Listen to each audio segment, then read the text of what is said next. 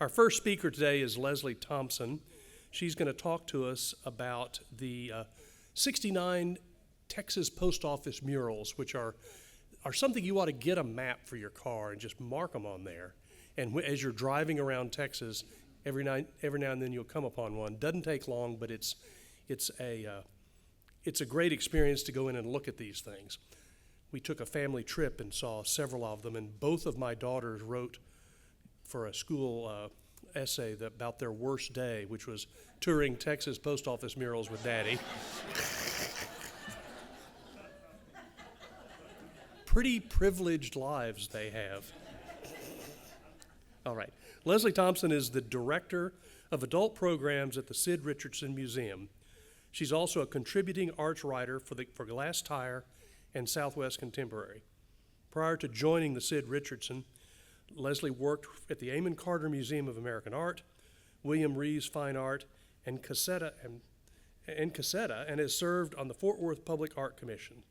She holds a BA in art history from the University of North Texas and an MA in art history from TCU. As a passion project, Leslie's been visiting post office murals during her travels throughout the country since 2012. You mean other states got them too? Oh, how exciting. All right. Please welcome Leslie Thompson.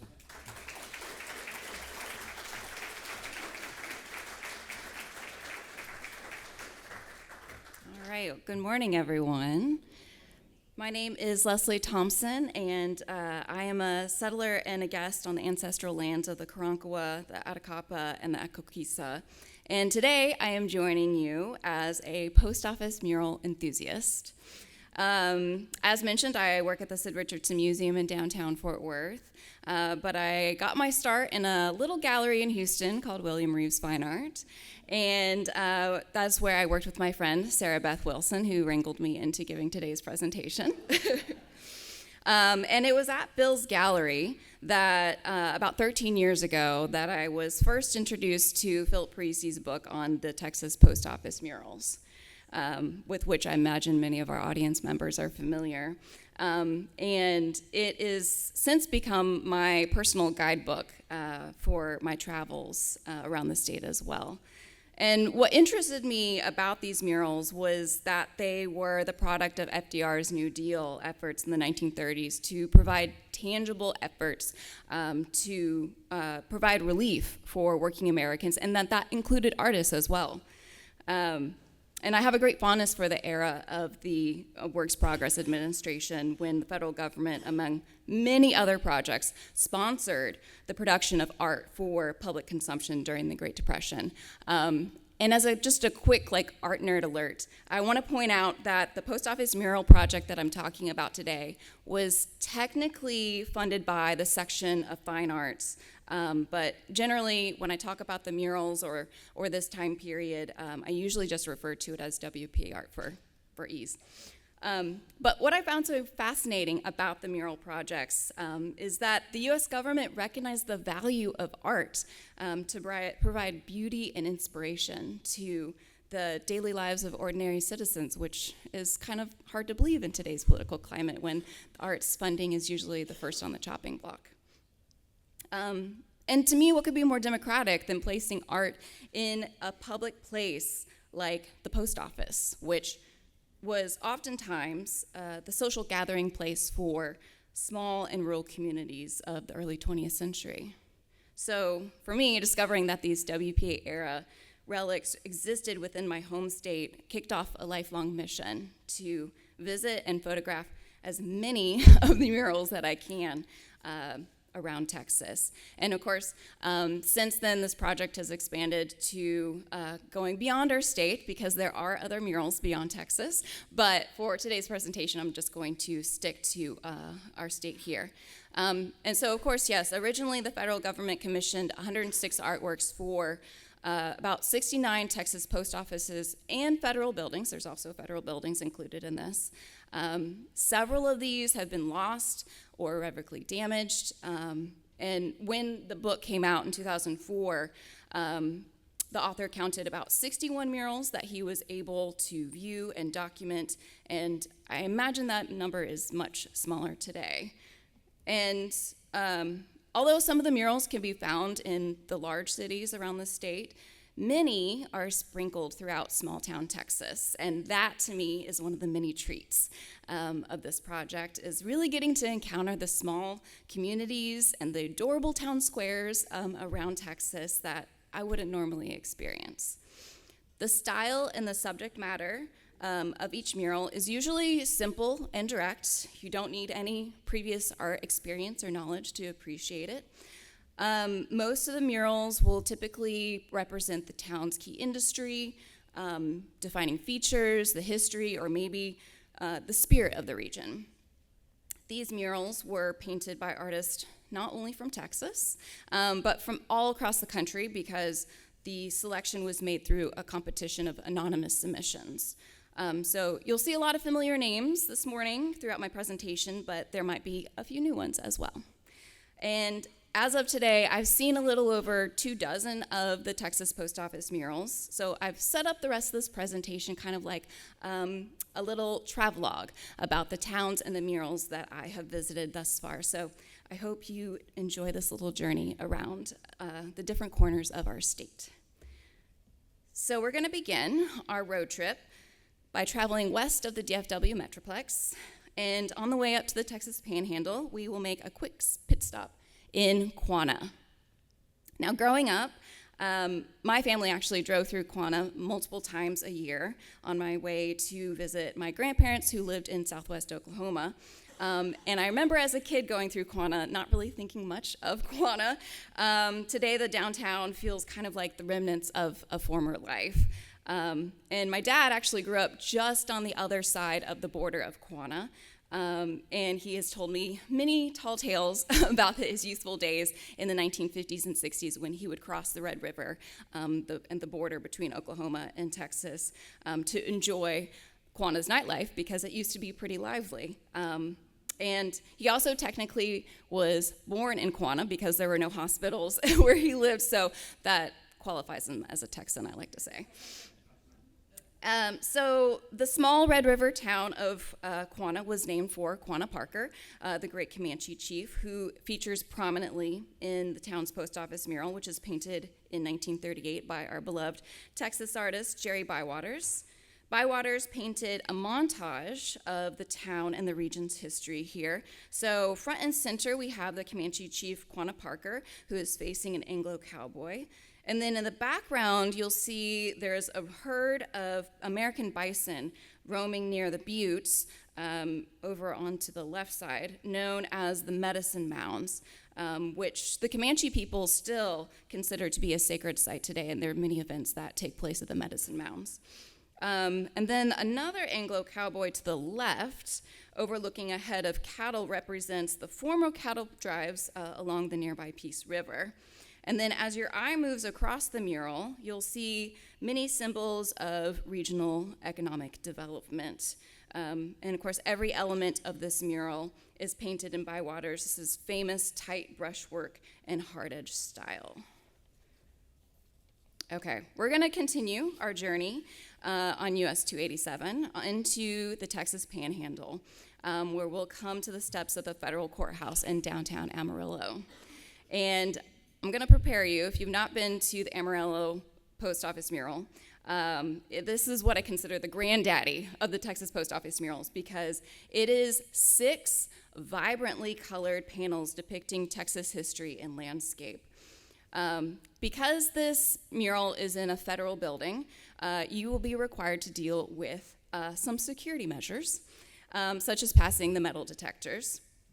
And yet, once you pass, you will stay right where you are, because mounted high on the foyer are the 6 panels displayed across the top of each wall. And security guards will politely inform you of the strict guidelines. You are not allowed to take photographs that include any security equipment, which is very difficult to do because there's so much of it. And all the photographs will be reviewed by the said security guards before leaving to ensure that you followed these guidelines. And this is a very cramped space. It is a very, very small room. The murals are very high and very large. The angles are very difficult. But you manage, as I did. So in this series of murals, San Antonio-based artist Julius Welts combined the themes of history and human ingenuity. And the largest, most notable panel stretches the entire length of the 36-foot wall, which I actually had to divide into 2 photographs in order to capture it while maneuvering around the security equipment. So here's the left side of the panel, and then over on the right, the subject matter, just like the length of the mural itself, the subject matter also spans quite a length of time.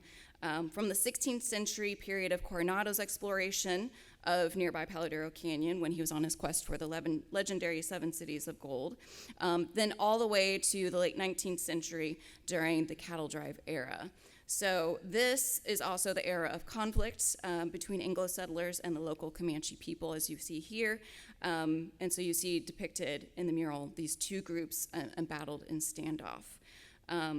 But where I believe that the artist's Cubist-inspired style with its sharp edges and hard angles really shines is in these 2 smaller murals above the entrance of the federal building, which depict agricultural activity. And they both demonstrate the power of machinery and the modernization of agriculture.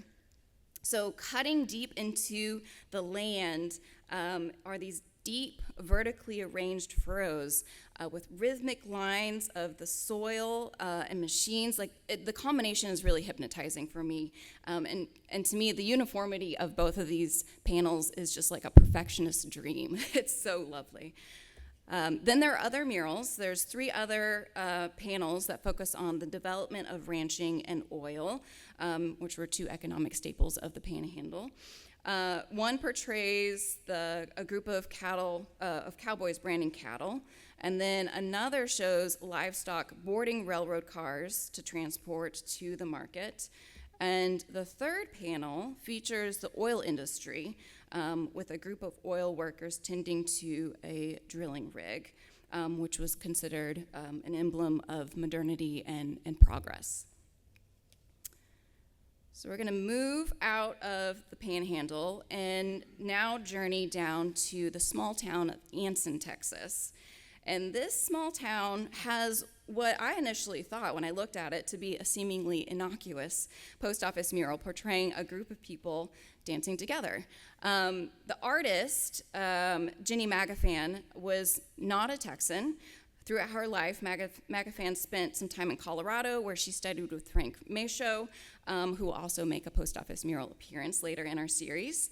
And in her search for appropriate subject matter for this town, she learned about the town's annual square dance, which was called the Texas Cowboys Christmas Ball, which, sounds pretty harmless, right? Well, you'll notice the little brown jug in the lower right corner. This tiny detail was a source of great consternation. A local had pointed out that Anson was a dry town, and it still is today, just FYI. So while some residents found the mural to be a lovely, colorful, good work of modern art, there were others who were not as pleased, and they could not get over the quote-unquote obnoxious liquor jug. They felt it to be a jab to the community's upright moral character. You gotta love the public and public art, right? Now, getting back onto I-20, we're gonna travel further west through Big Spring, making a pit stop at the New Mexico-based artist Peter Hurd's mural, "Oh Pioneers." The former post office is now a courthouse, which when I visited many years ago, I found it to be quiet, empty during my visit. The mural depicts a domestic scene of Anglo family working hard to make a good life for themselves on the land. And in 1938, this scene was considered to be the emblem of frontier values. And to further drive home the pioneer values that he's portraying, the artist derived the title of the mural from the writings of Walt Whitman, inscribing a reference under the painting that you'll see there. It reads, "O pioneers, democracy rests finally upon us, and our visions sweep through eternity." And then if you're also familiar with the area, You'll notice in the background, Hurd incorporated some identifiable elements of the local landscape, including Signal Mountain, which is in the far right corner there. Now, just an hour down the road from Big Spring, we find ourselves in Odessa. And I'm just gonna, full disclosure here, of all the Texas Post Office murals that I have visited thus far, Tom Lee's 1940 Stampede is my favorite. The El Paso-based artist captured the intensity of a stampede of longhorn cattle in the middle of a thunderstorm. You've got the quivering line of the lightning bolts in the background, emulating the chaos of the herd. Near the center of the action is the lone cowboy, thrown off his poor horse. I mean, look at the eyes, the fright of the eyes in the horse. Here's a little close-up detail you can see better. And all the while, you can see the red glowing eyes of the black steer staring down the viewer. It is intense. Every time I look at this painting, I feel like I'm drawn into the drama immediately. Like the storms of West Texas, it comes on strong and quick. It is really, to see this in person, it is an assault on the senses. It stimulates my imagination. I feel like I can hear the chorus of the trampling horses and the crackling of the thunder. It is beautiful. The way in which this painting was created also, I feel like, adds to the intensity of it. Lee's jagged and sharp shadows, his dark edges, the stark contrast of his highlights over the anatomy of the cattle really makes a bold statement. Lee went on to paint murals all over the U.S. and Texas, so many, in fact, there is a Tom Lee trail. And we will also see Tom Lee again soon. But first, we're going to make another pit stop. If your journey to far west Texas takes you to the Big Bend region, you will likely pass through Alpine. And in this 1940 post office mural, the Spanish-born painter Jose Moya del Pino captured the mountain ranges surrounding the town and highlighted what the local people identified with most strongly, which was the influence of the local state college, which is Silver Ross University today. You'll see a female student reading a magazine, there's a male student behind her reading a book, and then even the cowboy is just lounging there reading a newspaper or journal. The post office was the place that provided access to all kinds of reading material for everyone, no matter your background, your demographic, your gender. So for me, when I saw this post office mural, compared to a lot of the more nostalgically portrayed murals in many of the other Texas towns, I kind of found Alpine subject matter to be almost modern as it moves towards more inclusivity. We are going to end the western section of our journey today at the farthest tip of West Texas in El Paso. And like Amarillo, this mural is housed in a federal courthouse, ergo the presence of security again.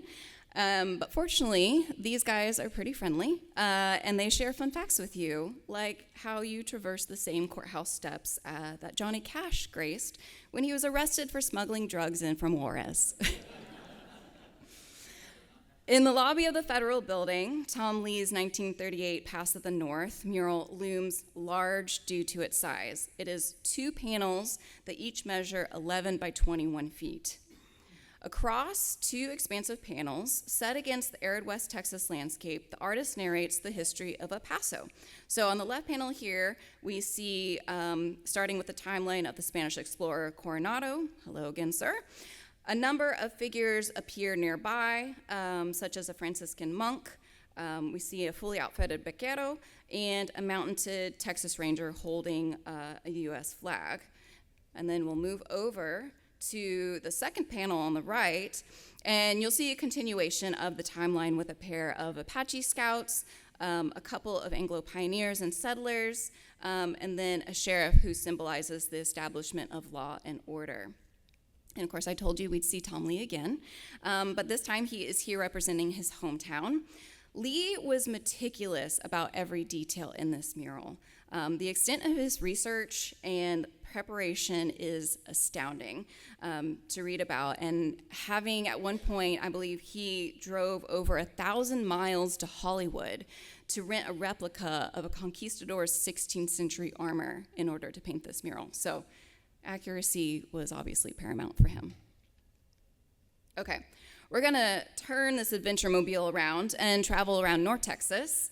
And we're gonna start in Seymour, which calls itself the Crossroads of North Texas due to its central location at the junction of 5 major highways, which is astounding for such a small town.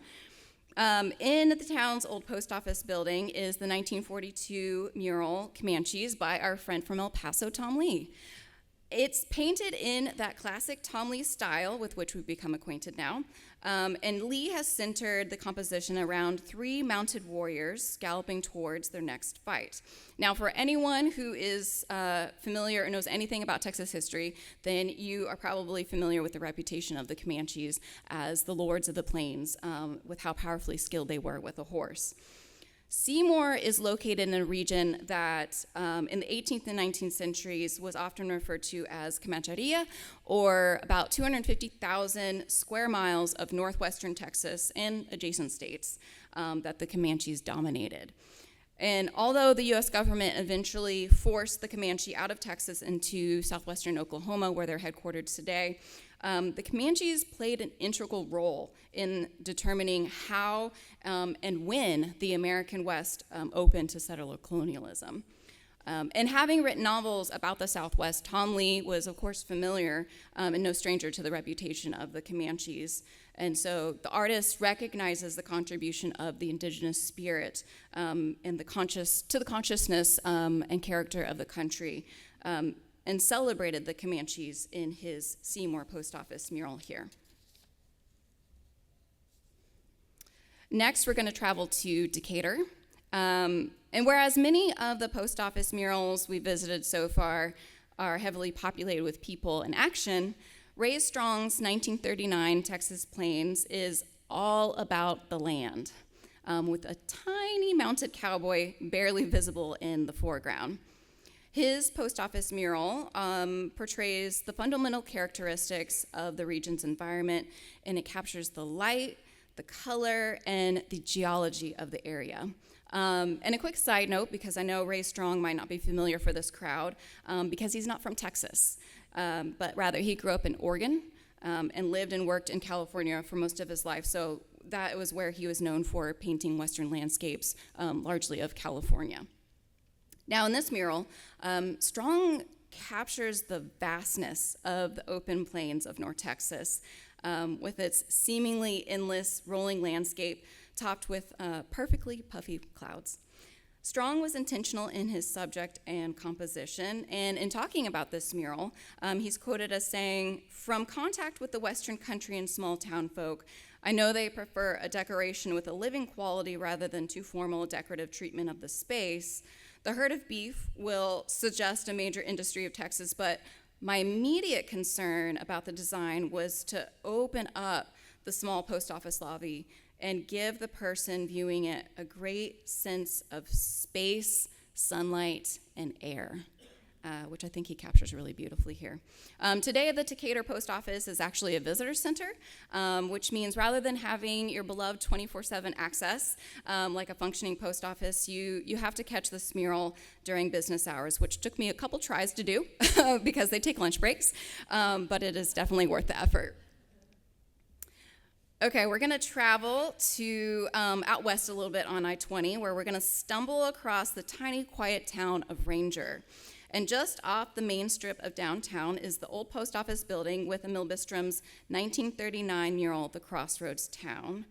Here's a better picture of it. You might not know it by looking at the Ranger mural, but Bystrom's style ranged from the conventional representational classicism that we see here to more cosmic abstractions and non-objective art.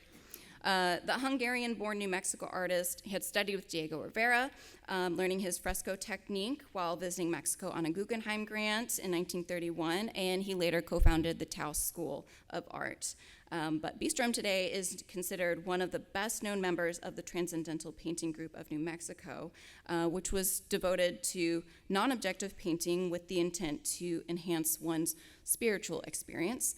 And I like to say that here in this mural, Bistrom tried his hand at enhancing the experience of Ranger by depicting a peaceful scene of the townscape, while in reality, the artist found Ranger to be a virtual ghost town, even back then in the 30s.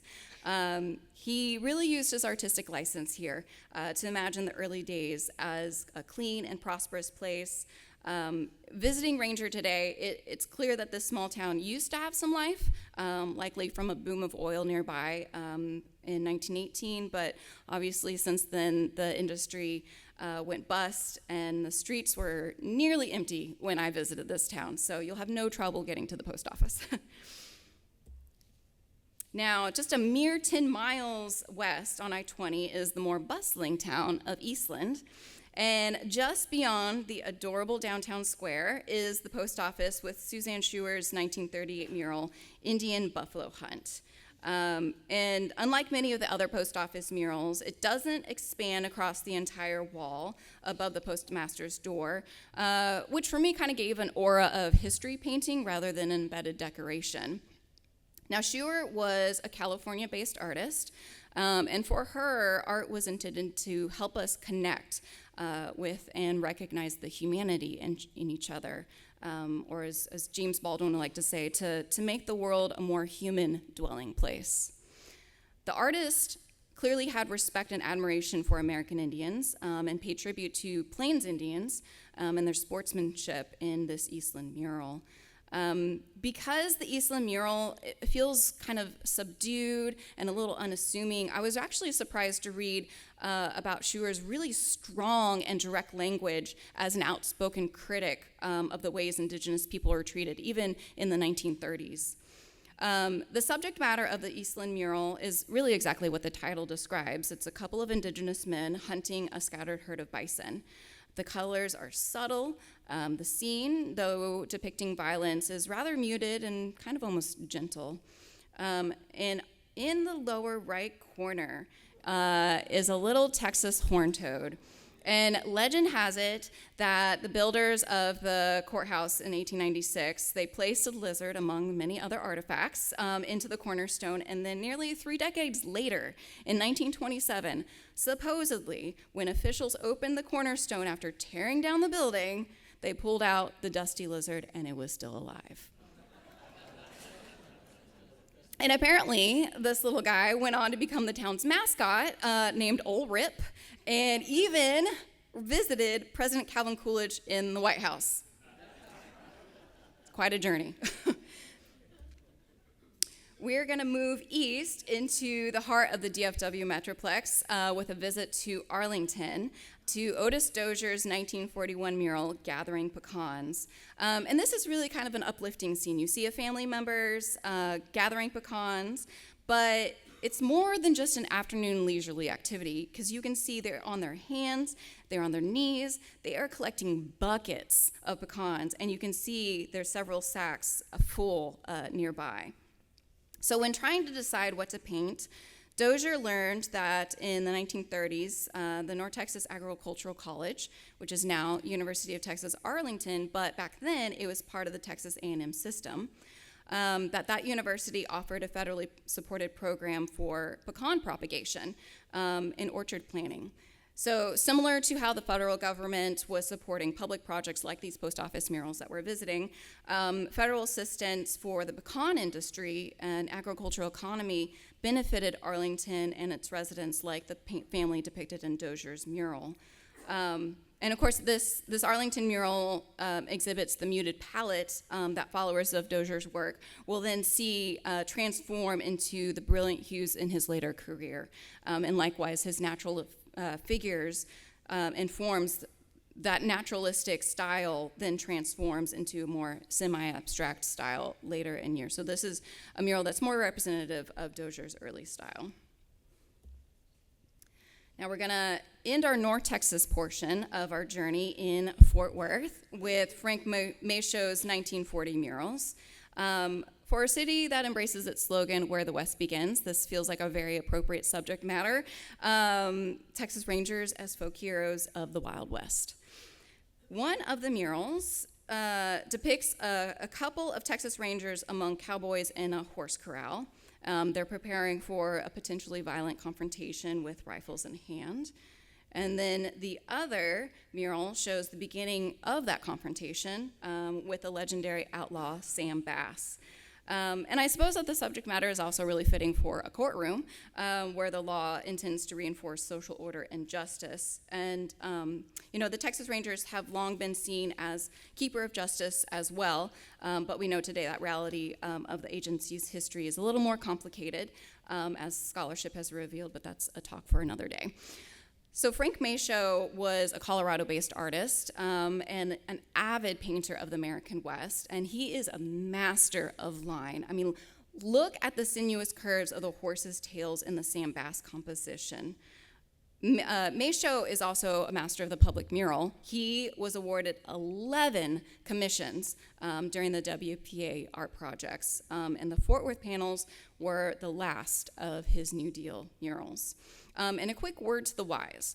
If you are trying to visit these murals, they are not only located in a federal court of appeals, but they're in an actual courtroom, as my terribly taken pictures show, also terrible lighting. And you have to get permission in advance from the presiding judge.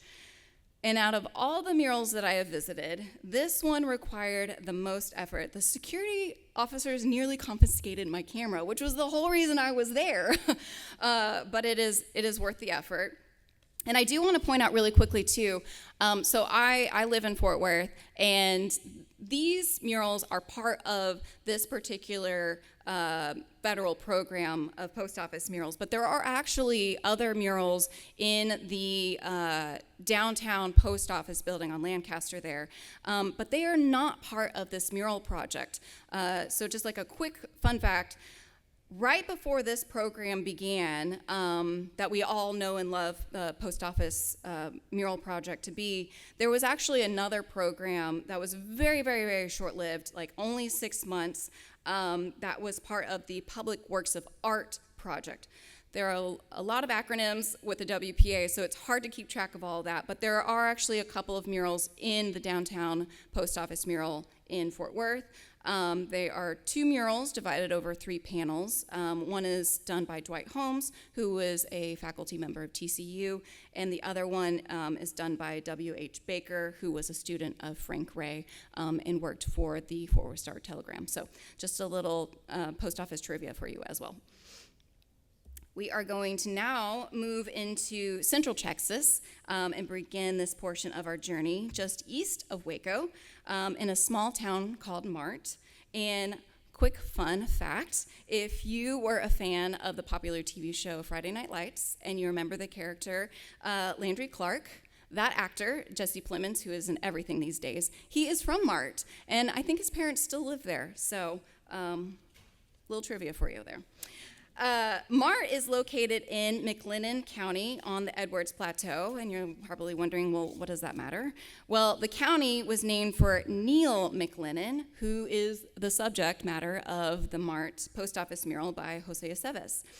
The title of the 1939 mural is McLennan Looking for a Home, and so we see the main character here in buckskin, which was the quintessential outfit for a colonial settler, think Daniel Boone.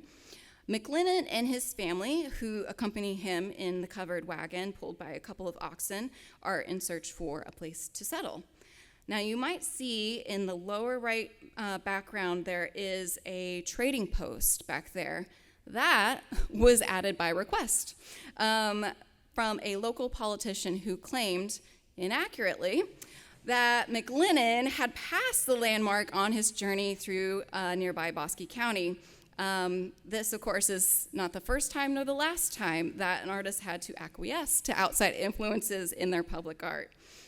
Now, Aceves is one of the few, if not only, artists of color who painted a post office mural in Texas. He was a naturalized citizen. Aceves was born in Chihuahua, Mexico, and as a young boy, he moved with his family to El Paso during the Mexican Revolution. Aceves received no formal artistic training, but he did find mentors in local Texas artists like Tom Lee, and then oddly, Dean Nichols as well. Next, we will travel an hour west on Highway 6 to Clifton, where we'll find Isla McAfee's 1941 post office mural, Texas Longhorns, A Vanishing Breed. The mural depicts a herd of Texas longhorn grazing among the rolling plains of bluebonnets. You've got some cactus there, some cypress in the background. In addition to the cattle, there are other furry friends hidden in the foreground corners for those who look closely at art. So you see some cottontail rabbits on the left, and there is a skunk on the right. Just a little gift for those who spend more time looking.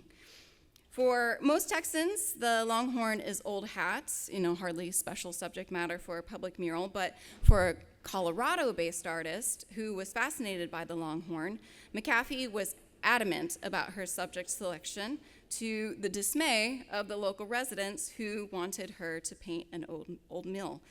She argued that there were enough images of the old mill around town, so she went with the longhorn.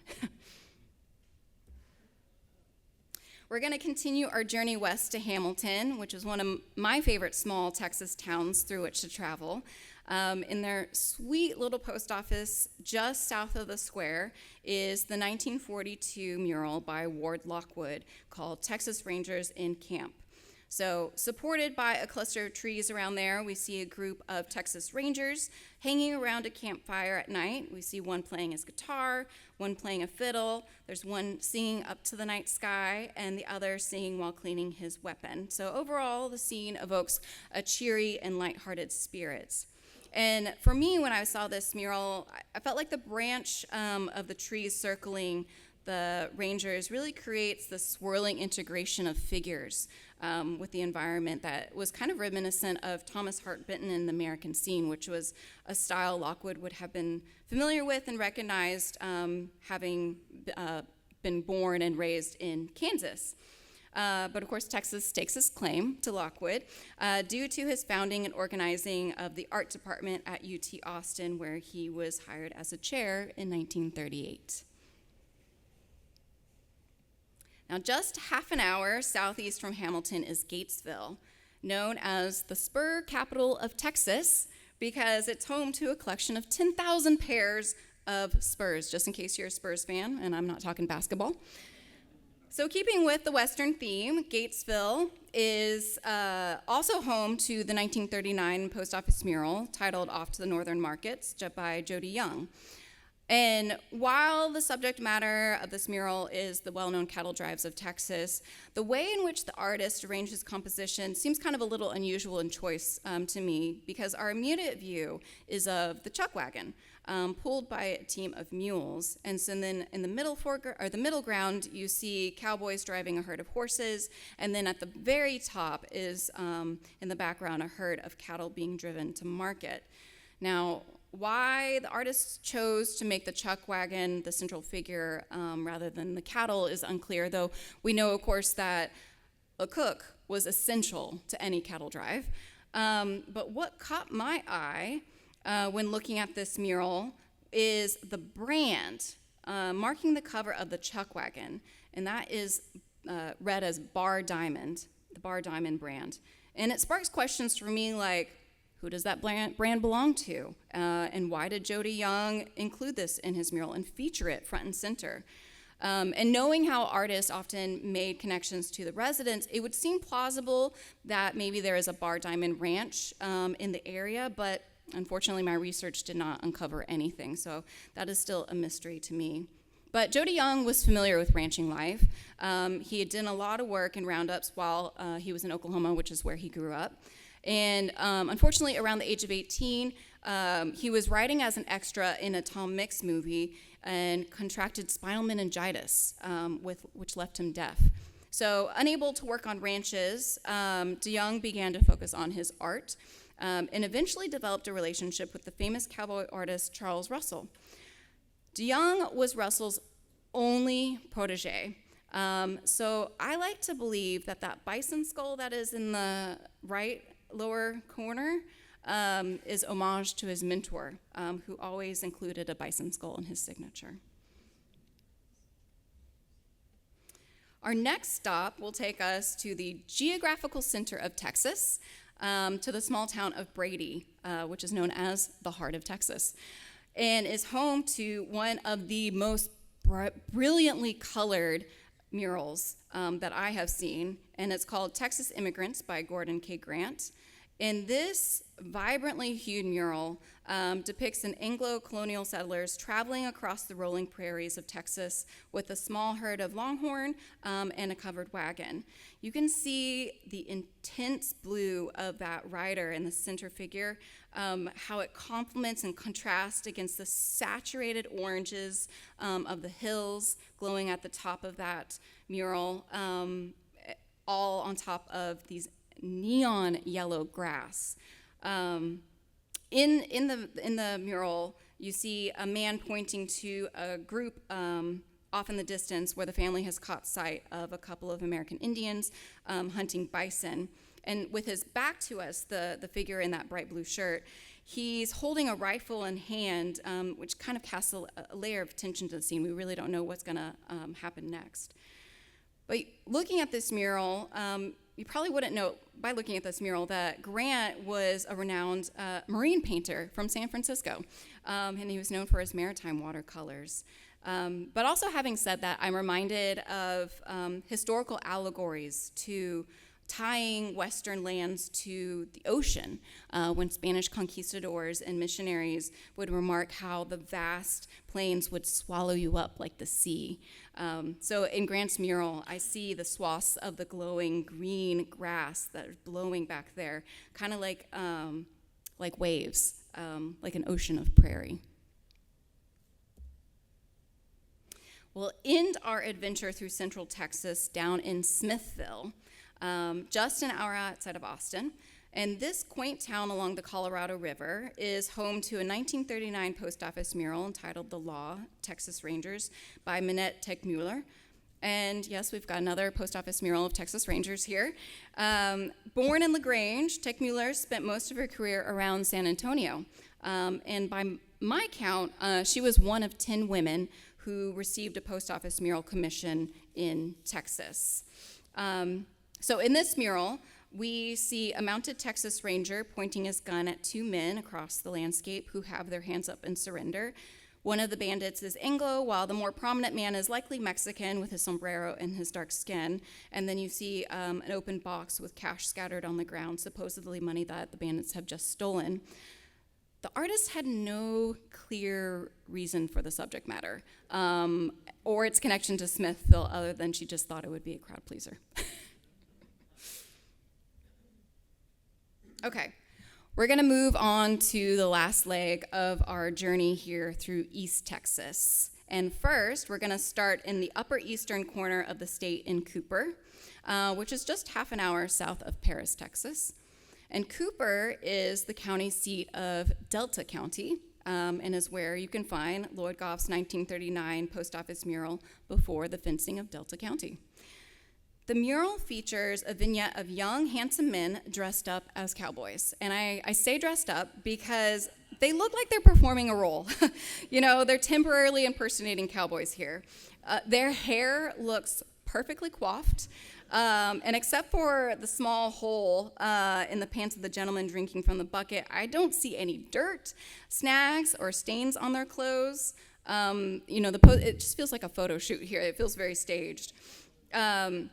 The shirtless cowboy on the left with his muscular arms among the sea of attractive faces is probably why some of my colleagues refer to the Cooper composition as the gay cowboy mural, because it is stereotypical in its hyper-masculine composition and characters. And how does a mural with a group of salubrious cowboys relate to Cooper specifically? Historically, the area has been home to the Caddo, the Delaware, the Quapaw, and the Seminole people before Anglo settlers arrived and established the town. And then once they did, Cooper was largely developed by a farming economy dependent on cash crops. So it's possible that being an agricultural region, cowboys tending to livestock might have been common.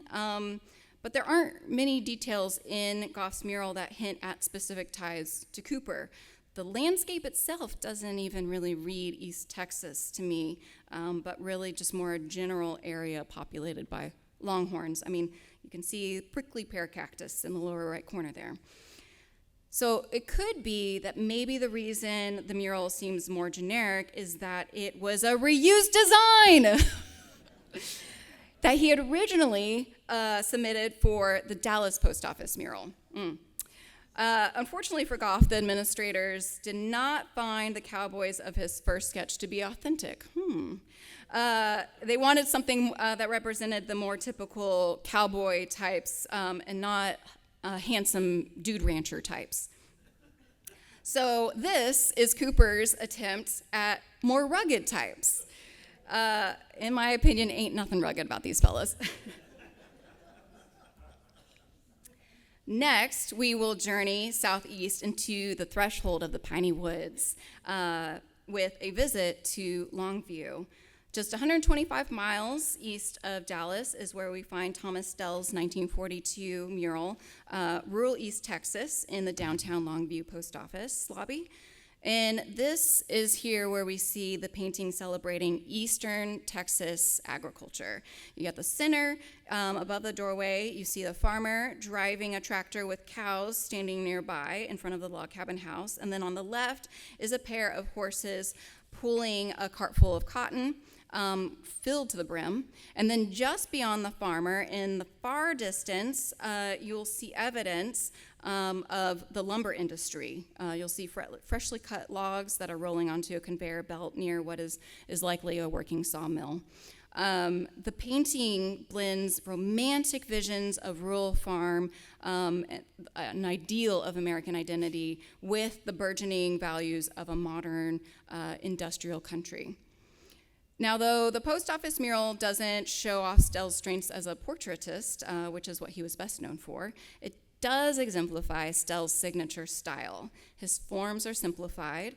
His boldly contrasting shadows and highlights intensify the curves of the cattle. Every detail is precisely delineated, perhaps a nod to his interest in early Italian Renaissance and Flemish painters. There's really great clarity in Stell's draftsmanship in this Longview mural.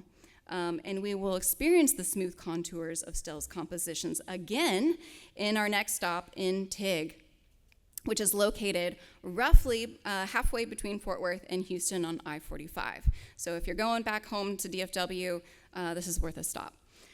Just off the quiet main street, across from the quaint public library, visitors will discover Thomas Stell Jr.'s 1940 mural, Cattle Roundup.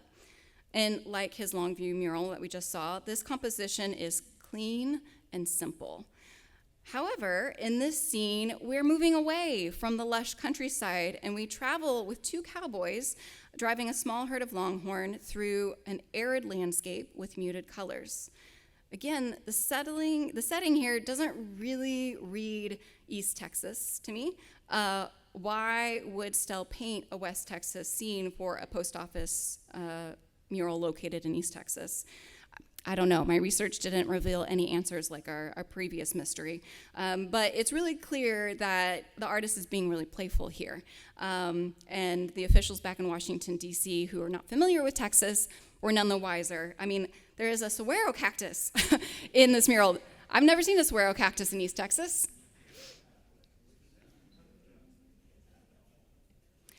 Now we're going to move deep into the Piney Woods region as we make our last stop in Trinity. You might recall that we started our whole journey with Jerry Bywaters back in Quanah, so it seems fitting to round off our post office adventures with another Bywaters mural. In preparation for this painting, the artist visited a large lumber plant in town, which was known as the Longleaf Pine Company. in order to see the mechanics of the operation. And his fascination with the process is evident in this mural from 1942 called Lumbering Manufacturing, which depicts how the workers transform pine logs into board lumber. Here's a better picture of it here, where you can see tans, grays, rusty browns dominating the composition. It's a very industrial scene with many clean lines, smooth surfaces. I mean, even the last remaining organic matter, the tree logs, are being scrubbed of their rough exterior. And then through the window of the mill, you can also see in the background how the nearby environment is being stripped of its natural resources. To me, when I saw this painting in person, I felt like it felt void of life, and I wonder if some of that is because I had a hard time reconciling the mechanized scene of the mural with the lush tree-lined roads that I traveled through to reach my destination, because Trinity is out there. Despite my lukewarm response, I really still appreciated the subject's, the artist's style, his attention to detail in representing these hard-class working men. Now, after sharing the highlights of my adventure with you, I hope it's been evident that I have a passion for these murals. Do I know everything about them? No, not even close. Are the murals impartial? No, they're clearly a product of their time. In fact, a majority of the murals are painted from a white male perspective, with a few exceptions of female artists that I showed, a couple of European artists, and one Mexican artist.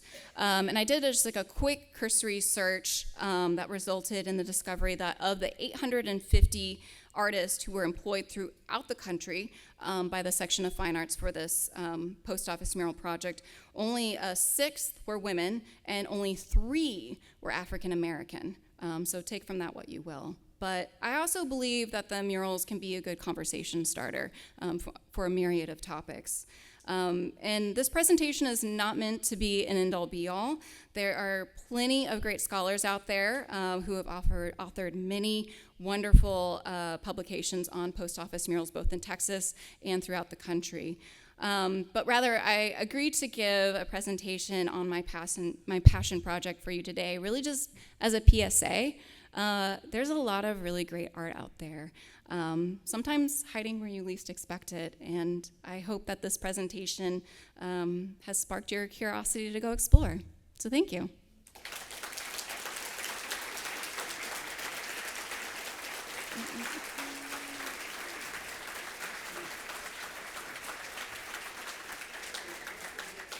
Okay, I could take a question or two, or I would love to hear your adventures of post office murals. Yes, in the back.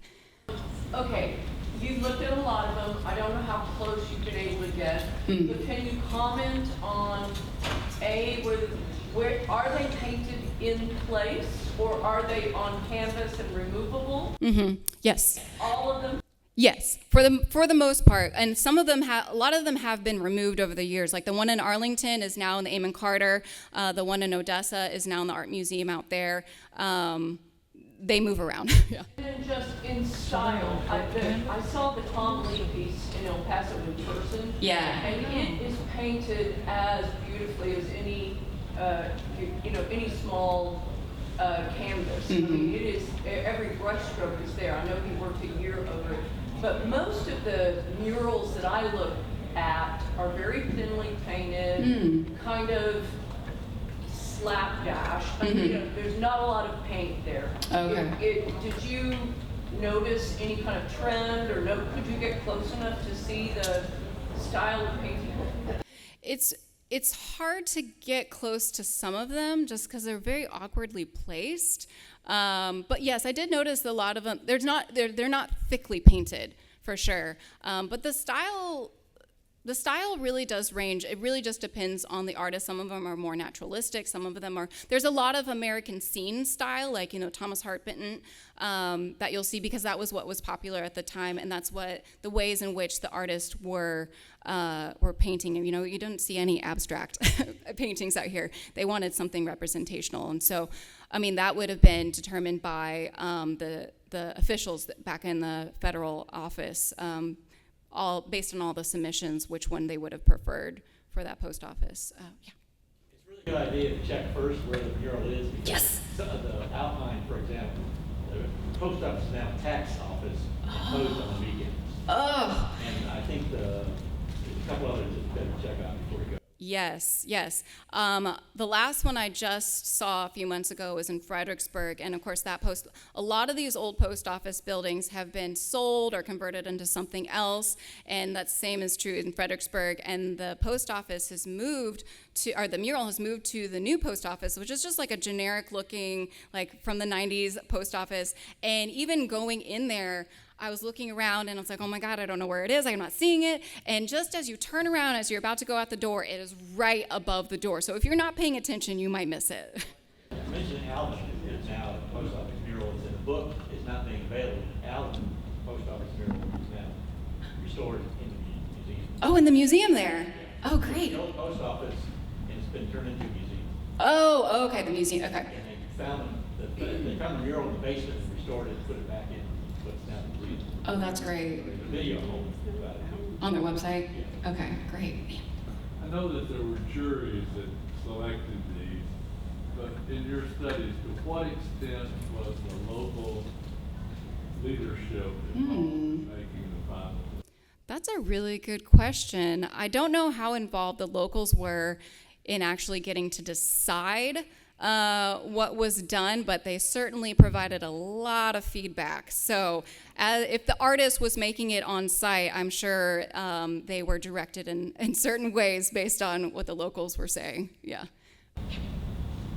Kilgore, Texas has a great mural. It was just restored back to the old post office. It used to be in the East Texas Oil Museum, but it's fantastic, and I just want to add it to your list. Yeah. And the old post office is now ran by the Real East Texas. They do a film festival, and the old post office is the Real, like R-E-E-L, movie lounge. That's where anyway, it's very cool, and it's open for events, and you can schedule an appointment to go see. Oh, nice. Thanks for the plug. Yeah. Okay. Oh, one last question. In Graham, they have a beautiful one by Peter Hurd. Yes. It has actually been sold, the post office, to it's a new museum. Oh. And so it's really unique there. It's a fabulous piece. Check it out. Yes. Always do your research before. A lot of these, even the ones that I've shown, they have moved already, because I've been doing this for 12 years, and the ones that I've first seen are now in different locations. But I feel like there is more awareness growing and more appreciation, and that enough people are trying to save what's left of the murals that are still in existence. So get out there and go see some art. Thank you.